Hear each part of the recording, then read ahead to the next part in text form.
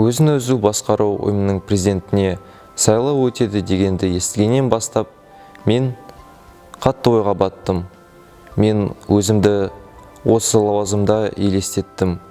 Мен президент болуға дайынмын ба? Осы ой маған маза бермеді.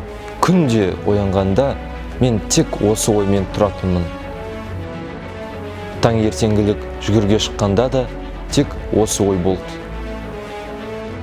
Сабақ оқып отырғанда да, достармен кездескенде де ойымнан шыққан жоқ. Өз-өзімді там-там деп, тілдік онлайн курстарда отырып та ойымда сол сұрақ болды.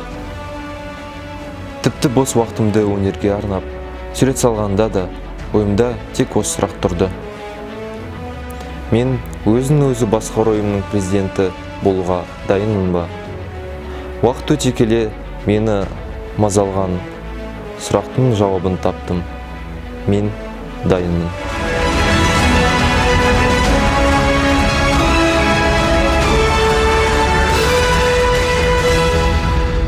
Мен Тараз қаласы физика-математика бағытындағы Назарбаев зияткерлік мектебінің оқушысы Сейсенбай Темірлан 21 ғасырдың білімі мен дағдыларын игерген, мақсаты айқын, сана сезімі жоғары, өмір бойы білім алудан шаршамайтын, өз ісіне адал, бірнеше тілді жетік білетін, өз елінің патриоты, өз елімен бүкіл әлемге өз үлесін қосуға даяр. Сауатты зияткер ретінде өзін өзі басқару ұйымының президенттің міндетін мойныма жүктей отыра мектебімнің маған артқан сенімін ақтаймын деп ант етемін.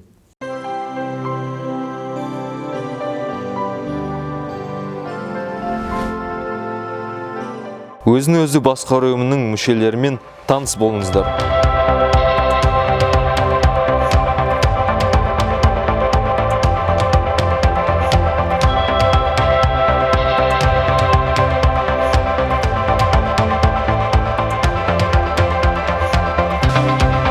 (2020-2021) оқу жылындағы оқушылар арасындағы мектеп кеңесінің мүшелерімен таныс болыңыздар.